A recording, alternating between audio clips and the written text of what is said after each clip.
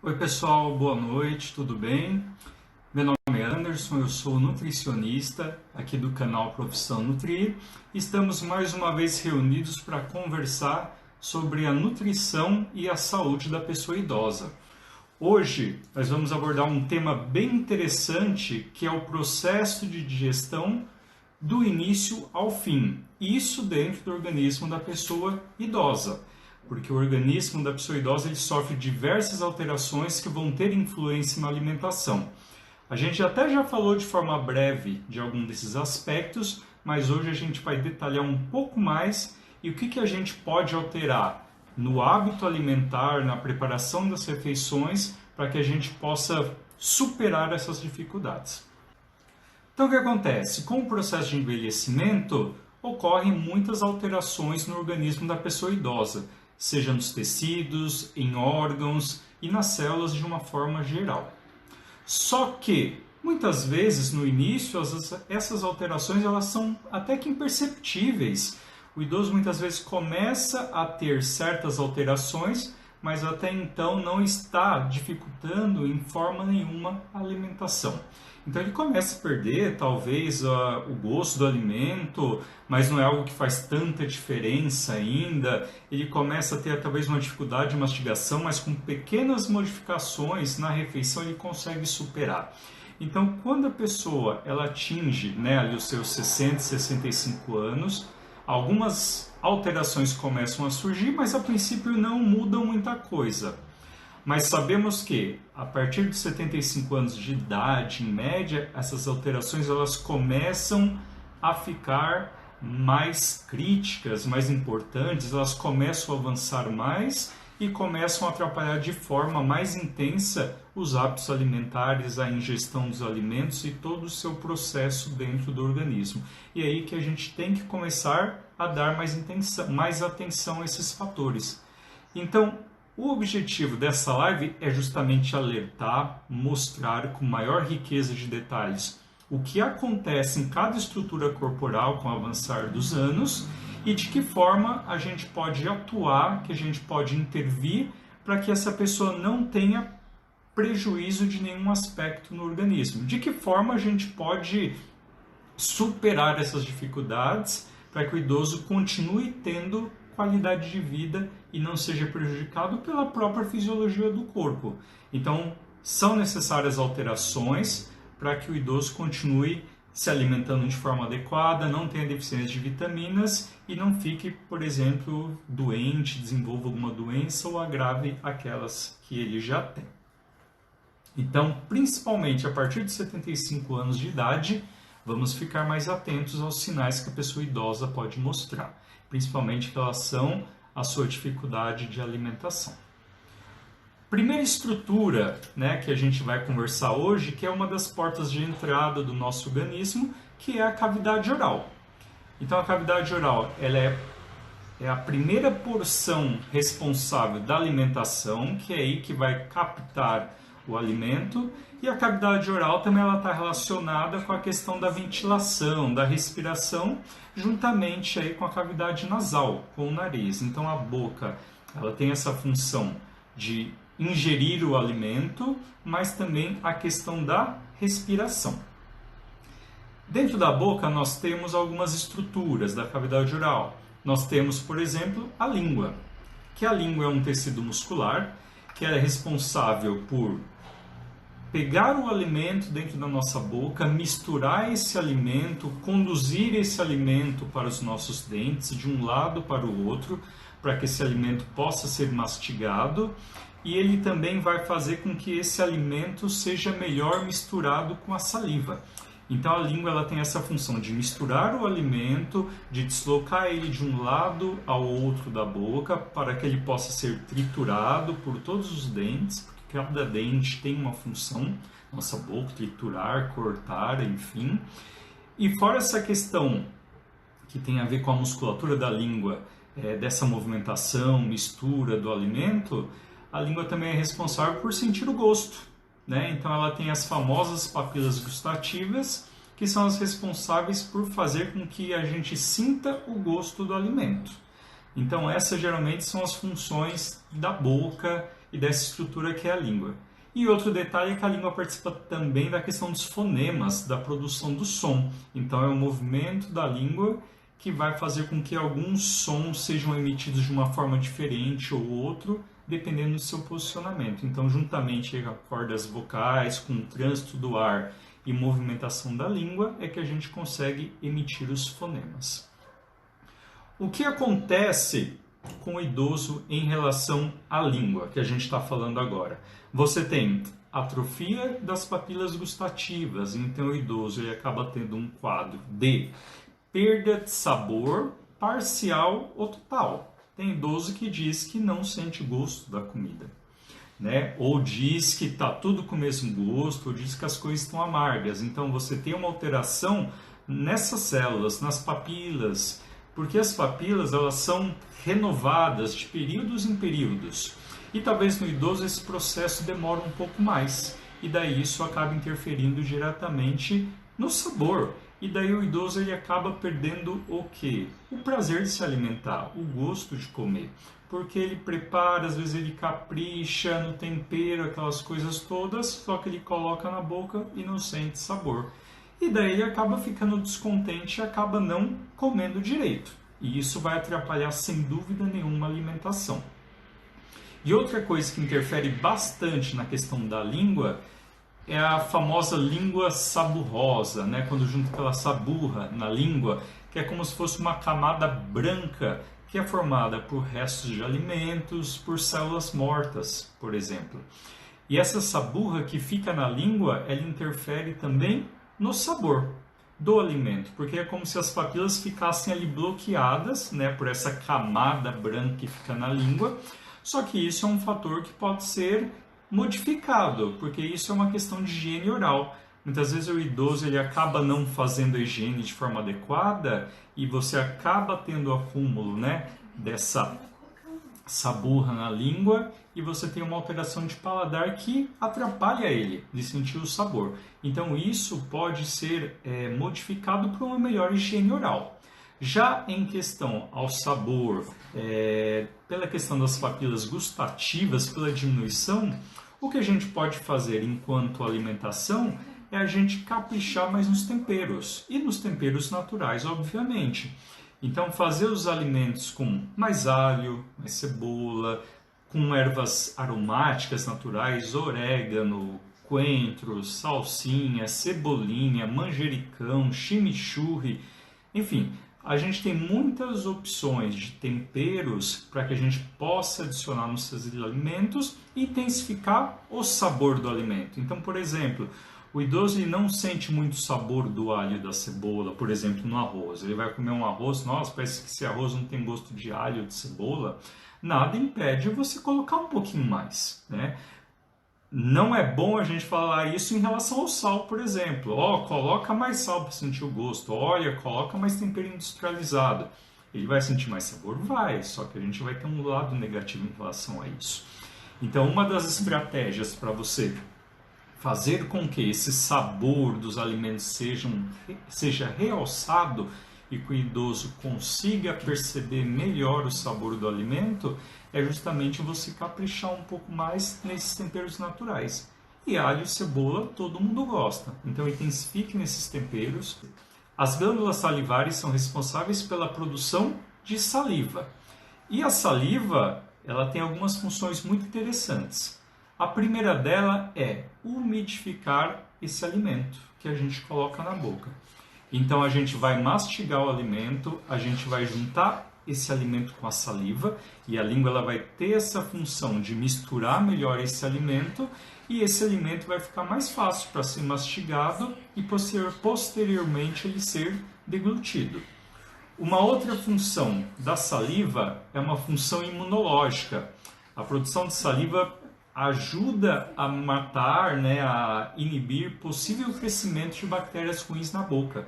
Então a saliva tem anticorpos, ali ela tem pequenas células de defesa que combatem possíveis micro-organismos patógenos que possam estar na boca. Então a saliva ela também tem essa questão de imunidade. E um terceiro ponto interessante que muitas pessoas não sabem é que a saliva tem uma substância chamada amilase salivar, que ela inicia, é uma enzima que vai iniciar a digestão dos carboidratos. Ou seja, se você mastiga bem um alimento, a digestão desse alimento, sendo ele carboidrato, um pão, um arroz, um macarrão, uma batata, por exemplo, a digestão ela já começa na boca. Então, quando esse alimento, esse bolo alimentar, ele descer lá para o estômago, o intestino, pelo menos a parte do carboidrato já vai estar um pouco adiantada. Então, é muito importante a mastigação por esse fator, né? Porque quanto mais você mastiga o alimento, mais tempo essa saliva ela fica em ação, né, nesses alimentos, propiciando uma aceleração da digestão do carboidrato. Então a saliva ela tem essas funções. E para o idoso, o que acontece? O idoso ele acaba tendo uma diminuição na produção de saliva. E a gente acaba tendo prejuízo nessas funções que a gente conversou. Então, por exemplo, ele tem uma baixa produção de saliva, que é chamada de xerostomia. Então, o idoso ele sempre vai reclamar de boca seca, né? Então, parece que ele toma água e daqui a pouco já está com a boca seca, porque a água vai umidificar só naquele momento e depois a produção de saliva não vai dar conta de manter essa boca umidificada. Outra coisa, essa saliva que ele produz sendo pouca, é uma saliva que vai ficar mais espessa, ela vai ficar mais viscosa, então ela não vai ficar mais fluida como uma saliva normal, fazendo com que fique mais difícil dessa saliva ser incorporada juntamente com o alimento. A falta de saliva, como ela também atrapalha a mistura do alimento, o idoso também perde um pouquinho a capacidade de perceber a textura do alimento. Então, para ele, tudo vai ter a mesma textura, né? Ele não vai conseguir perceber textura de uma carne junto com arroz, com feijão na boca, né? A gente consegue perceber quando a gente coloca na boca várias texturas, né? A gente tem essa sensibilidade porque a saliva também ajuda nisso. E a boca seca vai fazer com que essa sensibilidade reduza bastante, tá? E também a questão de deglutir. Se você não tem produção de saliva suficiente, esse bolo alimentar ele não vai ficar tão umedecido e quando você vai engolir você sente até uma certa dificuldade. O idoso engole esse alimento, a gente usa aquele termo, parece que o alimento desce um pouco rasgando, né? Porque gera um maior atrito nas estruturas posteriores. E daí gera também um risco de engasgo, porque muitas vezes ele não tem a percepção do quanto que esse alimento está mastigado, está umidificado, e ele acaba engolindo esse alimento sem perceber muito que ele ainda está em pedaços maiores ou talvez está numa consistência mais seca dentro da boca. Então só a questão da saliva pode mexer com uma série dessas coisas. E como a gente pode melhorar? Conforme eu falei em outro momento, para ajudar a umidificar a boca, o idoso ele pode tomar algum líquido junto, né? Então, por exemplo, ele vai comer uma comida de certa forma que é mais seca, ele vai comer um arroz, um feijão que não tem muito caldo, ele pode, por exemplo, tomar um líquido junto, um suco natural, um copo de água, desde que não seja em grande quantidade, porque esse líquido também ele pode diluir muito esse bolo alimentar, né, lá no estômago, por exemplo, que vai atrapalhar a digestão. Então, o idoso ele pode beber algo junto com a alimentação, desde que seja em pequena quantidade. E escolhendo, logicamente, muito bem o que ele vai tomar. Não é para ficar tomando refrigerante, tomar açúcar artificial. Interessante que ele tome um suco natural, uma água de coco, ou simplesmente água, como eu vejo que muitos idosos eles fazem isso também, acompanham a refeição com água. E em casos mais graves, existe uma coisa no mercado, nas farmácias, que existe, que é a saliva artificial. Então você consegue comprar este produto e o idoso ele vai fazer borrifar, né? É um aparelhinho igual aquele que você coloca para umidificar o nariz quando é soro, é algo semelhante que ele faz e coloca na boca. E com essa saliva artificial, ele consegue deixar a boca mais umedecida, não fica mais com aquela sensação seca na boca o dia todo. Então também essa é uma alternativa que geralmente os fonoaudiológicos indicam e trabalham bastante. Tudo bem? Então vamos dar seguimento.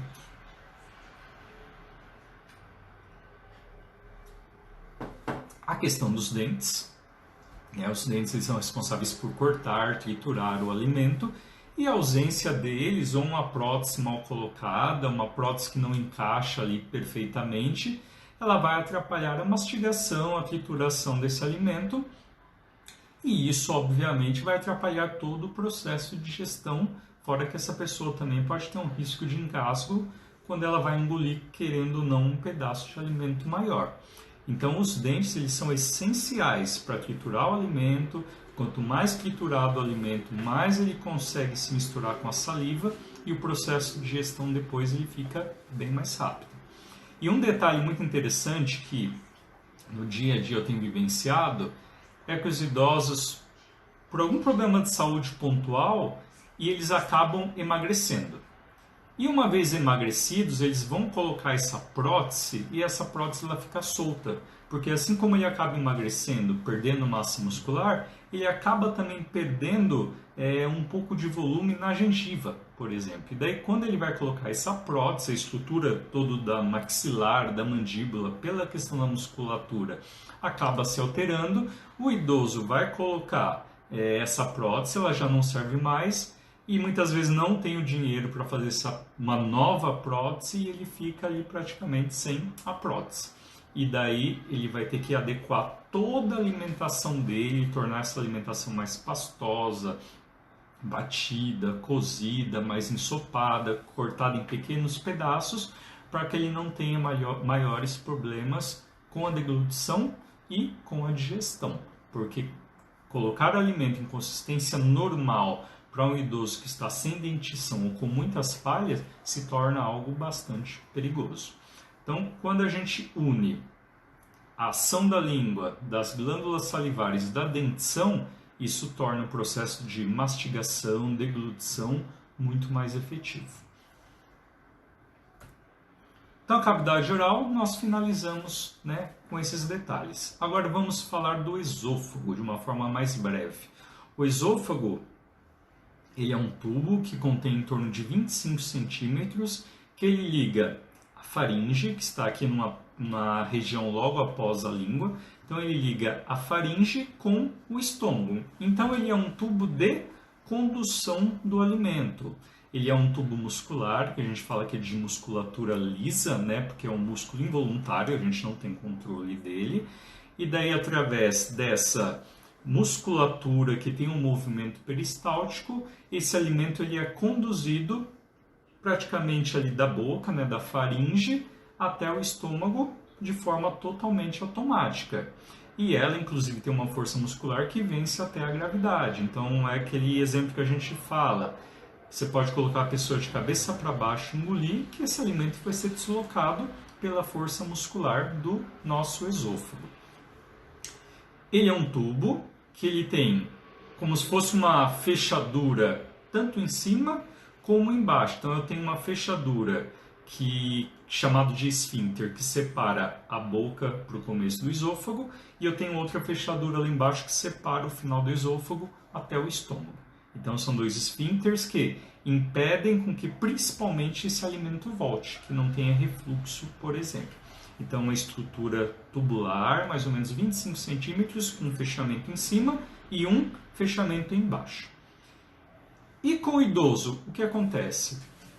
Por ser músculo, esse músculo também ele vai se tornar mais flácido, principalmente em relação aos esfíncteres. Então, ou seja, a musculatura do esôfago ela pode ficar mais fraca como um todo, então esse peristaltismo ele pode ficar de certa forma mais lenta, essa onda que empurra o alimento, mas mais importante que isso, esses esfíncteres, essas fechaduras podem ficar o quê? Mais fracas, não vão fechar com tamanha força, com tamanha pressão.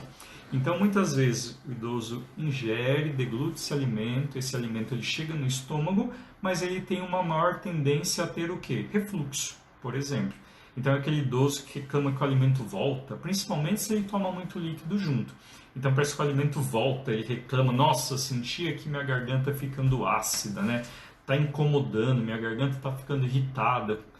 Isso pode ser um sinal de refluxo ocasionado por esse esfíncter que não tem mais força como ele tinha antes para bloquear o retorno desse alimento.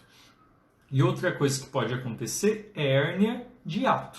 Então, ou seja, a hernia de hiato ela acontece quando esse esfíncter está um pouco sem força e parte até do estômago ele pode subir um pouco, né, pelo hiato, que é uma passagem que existe aqui, só para entender melhor o contexto. Você tem o pulmão, no final do pulmão você tem o diafragma, que é uma musculatura. E o esôfago ele atravessa a musculatura. Se esse esfíncter acaba ficando um pouquinho mais frouxo, a tendência é que esse estômago até suba um pouquinho. E daí você tem a hernia de hiato e essa hernia vai intensificar ainda mais o refluxo da pessoa idosa. Então, em relação ao esôfago, o idoso pode ter o quê? Uma disfunção nesses esfíncteres que vai prejudicá-lo e que pode causar uma esofagite por refluxo, entre outras complicações que podem levar. E claro, tem a questão da disfagia, que é uma dificuldade de engolir. Ele pode até mastigar bem, mas quando esse alimento chega no esôfago, por ele ter uma força muscular menor, ele vai perceber uma certa dificuldade, parece que o alimento ele demora mais para descer. E isso tem totalmente a ver com essa diminuição da força muscular. Estômago. Uma vez que o alimento atravessa todo o esôfago, ele vai chegar no estômago, que é um órgão muscular oco que vai fazer a recepção desse alimento. E qual que é a função do estômago? Primeiramente é misturar os alimentos, né, com os sucos digestivos. Então, o estômago ele é responsável pela produção do famoso ácido clorídrico e de uma enzima chamada pepsina.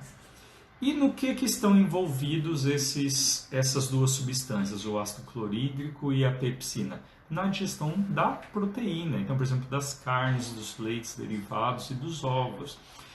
Então, isso é uma curiosidade. Muita gente pensa que a digestão ela acontece totalmente no estômago. Isso não é verdade. O estômago ele apenas inicia a digestão das proteínas e só. O restante da digestão das proteínas e dos demais nutrientes só vão acontecer no intestino. Então, o estômago ele só vai preparar, de certa forma, essa proteína através do ácido clorídrico e através da pepsina, iniciar o processo de digestão e, a hora que estiver ali bem misturado, o estômago ele vai liberar esse alimento para o intestino e dar seguimento nesse processo.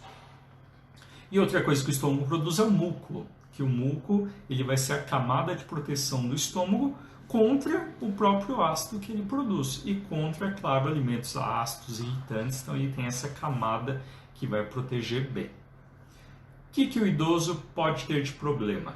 Hipocloridria. O que significa isso? Uma baixa produção de ácido clorídrico. E o que isso vai interferir? No processo de digestão. A digestão ela vai ficar muito mais lenta, porque o estômago ele só vai liberar essa proteína quando ela já estiver parcialmente digerida. Então, se eu tenho pouco ácido, a minha digestão vai ficar bem mais lenta e o idoso vai ter aquela sensação constante de empachamento, barriga cheia. Ele fala, mas eu nem comi tanto e estou com essa sensação. Isso está relacionado à produção do ácido. Parece que você tem que produzir muito mais e isso você demanda mais tempo para a pessoa idosa e essa digestão ela vai ficar muito mais lenta e vai ter todas essas sensações aí desconfortáveis. Você tem uma menor produção de muco, então a proteção do estômago ele vai ficar mais prejudicada e esse idoso pode desenvolver, por exemplo, uma gastrite e uma úlcera com maior facilidade. Então, ou seja, você tem uma alteração no processo de digestão e você tem uma alteração na proteção no próprio estômago. E o que a gente faz com isso? Já que é algo que a gente não pode mudar muito, né, fazer com que produza mais ácido, porque é uma característica do estômago, a gente pode facilitar o trabalho do estômago comendo pequenas porções, né? Então a gente tem que orientar o idoso a não fazer aquele prato cheio também, comer demais, porque o estômago não vai dar conta de tanto volume. Por isso que a gente sempre orienta a alimentação fracionada, pequenos volumes, várias vezes ao dia, porque daí dessa forma a digestão ela pode até ficar lenta, mas não vai ficar tanto, porque o volume de alimento que eu estou colocando para ele comer vai ser menor. Então, de certa forma, o organismo ele vai se adaptando com essa quantidade. E em relação à proteção gástrica do muco, é justamente a gente limitar o consumo de alimentos irritantes que a gente fala de mucosa. Então, alimentos muito apimentados, condimentados, bebidas ácidas como suco de limão, refrigerante. Então, são alimentos que a gente tem que evitar para que esse estômago que já está com a proteção natural prejudicada não fique ainda mais propenso a ter uma gastrite ou uma úlcera, porque se ele desenvolver algo nesse sentido, aí que o apetite, o consumo alimentar dele vai ficar bem complicado. Depois que esse alimento é parcialmente digerido, esse alimento ele é jogado para o intestino delgado, que é uma estrutura muito grande. É uma estrutura, esse intestino conhecido também como intestino fino, que era um termo que a gente utilizava. O intestino delgado ele tem em torno de 6 a 8 metros de diâmetro. Então ele é um espaço, ele tem um comprimento muito grande. Né? Olhando assim para dentro da gente, né? Olhando para o nosso abdômen, parece que não cabe tudo isso lá dentro. Mas a gente tem em torno de 6 a 8 metros. E qual que é a função do intestino? É justamente dar seguimento à digestão dos alimentos e de todos os nutrientes. Então, no intestino delgado, a gente vai ter digestão dos carboidratos, das proteínas e das gorduras. E, posteriormente, a absorção desses nutrientes, a absorção das vitaminas, a absorção dos minerais. Então, o intestino ele é um órgão que tem uma função muito importante no aproveitamento de tudo aquilo que a gente come. Então, ou seja, o intestino é formado por 3 porções: duodeno, jejunum e íleo. E cada parte específica desse intestino vai ter uma função. Então, nas porções iniciais vai ocorrendo uma maior parte da digestão, nas partes posteriores já começa mais a absorção e depois é a absorção exclusiva. Então, é importante que essas porções intestinais funcionem reguladinhas. Qualquer alteração, a gente vai atrapalhar a absorção e a digestão desses alimentos. E outra coisa que o intestino trabalha muito é a questão da imunidade. O que acontece com a pessoa idosa? Tem uma diminuição das vilosidades. O que são vilosidades? São como se fosse, vamos numa linguagem bem, pequenos pelinhos que tem a parede interna do intestino, que são esses pelinhos que facilitam a absorção dos nutrientes. Então, o idoso, geralmente, ele tem uma diminuição, tá bom? Dessas vilosidades, e com isso ele acaba tendo a absorção dos nutrientes prejudicada. Com isso também, ele pode ter uma predisposição à diarreia, porque se ele não absorver, não digerir melhor esse alimento vai chegando de forma mais inteira nas porções posteriores do intestino, e isso pode chegar lá como um corpo estranho, e ele pode ter mais diarreia também por causa disso. E outra coisa que pode acontecer, porque o intestino já é também uma musculatura, é o intestino preso, porque esse alimento ele pode andar mais devagar e isso vai levar a uma obstipação, que é o intestino preso. Então, ou seja, o idoso ele pode ter principalmente a absorção dos alimentos prejudicados. Por mais que o estômago faça uma digestão, por mais que mastigue bem, muitas vezes a gente tem que ver se o idoso está com deficiência de nutrientes, muitas vezes através do exame físico ou de exames laboratoriais, para que a gente conseguir detectar o que está faltando no organismo dele. Coisas que estão anexas aí ao intestino, né? No intestino. A gente tem o pâncreas, que ele está envolvido na digestão também. Então ele produz o suco digestivo, que tem enzimas que vão digerir todos os nutrientes, que são lá jogados dentro do intestino delgado. Se a gente tiver qualquer problema com o pâncreas, a gente vai ter a digestão praticamente de quase todos os nutrientes prejudicada. E o idoso, muitas vezes, ele tem uma diminuição discreta na produção dessas enzimas, o que vai colaborar ainda mais com a dificuldade de digestão desses nutrientes, que vai atrapalhar, consequentemente, a absorção. Então, esse pâncreas ele pode ficar um pouquinho mais prejudicado, e também tem uma relação que a gente vai abordar em outro momento, que é a questão da insulina e do glucagon, que são hormônios produzidos também pelo pâncreas e vão regular a quantidade de glicose no sangue, que tem relação com diabetes, tudo. e que a gente vai conversar depois. Mas problemas no pâncreas, além de interferir na questão da digestão, vai interferir também no metabolismo. A gente tem o fígado também, que é um órgão que a gente tem no abdômen, ele tem um tamanho bem expressivo e é um órgão que produz assim, que tem muitas, inúmeras funções que é a perder de conta, né? E uma das funções dele relacionada à digestão é a produção da bile, né? Muita gente conhece por fel, aquela substância esverdeada, né? Então essa bile ela está diretamente relacionada com a digestão das gorduras. Então essa bile não é que ela vai digerir, mas ela vai preparar essa gordura para uma melhor digestão posterior.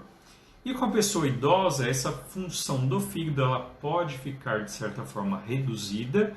O idoso ele pode produzir menos bile e daí ele vai ter principalmente a digestão das gorduras prejudicada. E uma forma da gente resolver isso é fazer com que a alimentação do idoso ele tenha uma menor proporção de gorduras, evitar alimentos gordurosos, evitar fritura, evitar carne gorda, se possível, quem sabe, substituir o leite integral por um leite semidesnatado ou desnatado, mas isso são particularidades que a gente vai descobrindo de acordo com a avaliação clínica. Mas o fígado, dentre todas as funções que ele tem, em relação à digestão, é a produção do bile, que ajuda a digestão das gorduras e que muitas vezes o idoso ele pode ter essa redução da produção, e daí a digestão vai ficar muito lenta e prejudicada, porque a gordura aí está sendo também prejudicada no seu processo de digestão. Vesícula biliar. A vesícula é uma estrutura pequena que está ligada ao fígado, né? E o que essa vesícula faz? Ela simplesmente armazena a bile que o fígado produz. Ok? Então o que acontece? O fígado produz e eu tenho uma reservinha para quando eu for comer, eu já tenho a bile disponível. O que o idoso tem predisposição? A formação de cálculos biliares. Muitas vezes esse fígado produz a bile, mas já produz em menor quantidade. Essa bile ela pode ser mais concentrada e isso pode fazer com que haja precipitação dessa bile. E o idoso pode desenvolver cálculos, né, pedras na vesícula, que podem levar até uma necessidade de cirurgia. Intestino grosso. O intestino grosso ele vai receber os alimentos oriundos do intestino delgado e quando ele chega no intestino grosso já está totalmente, vamos dizer, digerido. O que era para ser digerido já foi digerido, o que era para ser absorvido, né? Claro, alguns pequenos aí quantidade de nutriente é absorvido no intestino grosso. Mas a grande maioria do que era para ser absorvido e digerido já aconteceu aonde? No intestino delgado. Então o intestino grosso ele vai praticamente receber os resíduos da digestão, né, de tudo aquilo que a gente comeu. Em termos de absorção, o que nosso intestino grosso absorve? Água e principalmente sódio, potássio e cloreto. Então, de forma fisiológica, em condições normais, ele é absorvido dessa forma. E um pouco mais para frente o intestino grosso que tem em torno de 1,5 metro, ocorre a formação de fezes, que é chamado de coprogênese. Então é responsável por essa formação. E também é um tubo de musculatura, né? Então é uma musculatura que vai empurrar esse resto de alimento mais para frente até a formação das fezes. E nesse trajeto vai sendo absorvida a água e os nutrientes. O que acontece com o idoso? Ele tem uma perda dessa musculatura, da força dessa musculatura, ele tem a dificuldade, né, de fazer com que esse bolo fecal que está em formação, ele ande, né, e essa pessoa vai ter uma maior tendência a ter o intestino preso.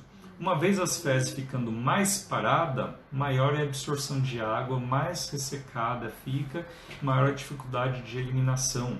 Esse idoso ele pode ter um fecaloma, que é praticamente as fezes ficarem tão endurecidas que ele não consegue eliminar de forma natural, mesmo fazendo muita força. Ele precisa fazer aquela famosa lavagem, o flit, né? Colocar uma substância dentro, né, do reto, para isso facilitar a eliminação das fezes. Isso é um sofrimento, um desconforto muito grande. Então o idoso ele tem essa perda do tônus muscular que vai prejudicar a eliminação das fezes. E outra coisa que pode acontecer é ele justamente perder essa sensação de que necessita evacuar. As fezes estão lá prontas muitas vezes para serem eliminadas, mas ele perde aquela sensação que em condições normais a gente, percebe, estou com vontade no banheiro. Muitas vezes o idoso ele perde isso e não consegue perceber. E nesse sentido as fezes vão ficando cada vez mais secadas, porque estão ali, a água vai sendo absorvida e essa função acaba sendo prejudicada. Tá? E claro, o peristaltismo ele fica mais lento. E tudo isso leva a um hábito muito ruim, que é a utilização de laxantes. A coisa mais comum que eu vejo no meu dia a dia de atendimento a idoso é o idoso usando laxante. 90% usa. Pergunto, como está o intestino? Funciona bem, mas funciona de forma natural? Não. Uso aí um laxante. Tem dificuldade? Tenho. Qual laxante você usa? E daí eles relatam os diversos laxantes que tem e a gente percebe o quanto o intestino ele fica viciado ao uso de laxante. E de que forma a gente, claro, pode melhorar a função intestinal? Se isso não estiver muito crônico, obviamente, a gente consegue regular isso com maior consumo de fibras, legumes, verduras, frutas, algumas fibras que a gente pode acrescentar, como aveia, como farelo de trigo, que são os exemplos clássicos, alimentos integrais, o consumo de iogurte, que vai regular a flora intestinal, e o consumo de água também, que é muito importante. Então, alimentos ricos em fibras e o consumo de água em outros líquidos vão ajudar o intestino a funcionar melhor, mesmo diante dessas dificuldades que o idoso tem. E a gente tem o reto e o ânus. Então, ou seja, as fezes elas ficam acumuladas no final do intestino grosso e quando o idoso ele sente, isso acontece com qualquer pessoa, aquela vontade de evacuar, essas fezes são direcionadas ao reto e ao ânus.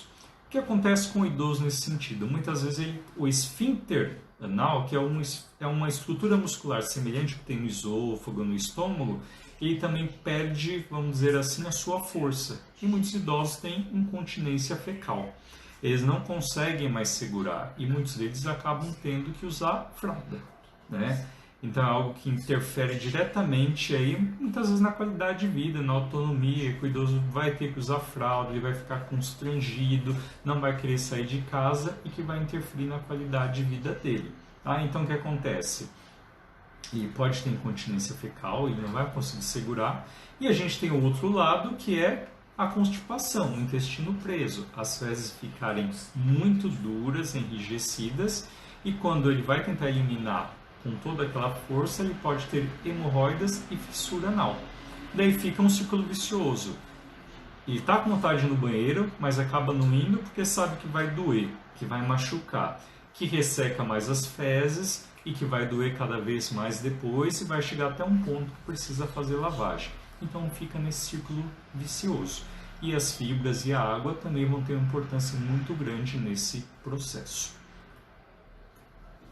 Então conseguiram perceber o quanto as estruturas do nosso corpo, da boca até o intestino grosso ao ânus, são importantes para o aproveitamento dos nutrientes? E por isso justamente é importante a gente entender como que isso funciona, porque a gente consegue fazer as adequações necessárias para que a gente possa superar essas dificuldades ou minimizar os sintomas que o idoso tem em cada estrutura do organismo. E encerrando o tema de hoje, espero que tenha sido útil. A gente vai falar com maiores detalhes sobre alimentação depois. Aqui eu dei apenas algumas dicas breves de como a gente pode modificar a alimentação com cada uma dessas alterações, mas em oportunidades posteriores vamos nos aprofundar nesses temas.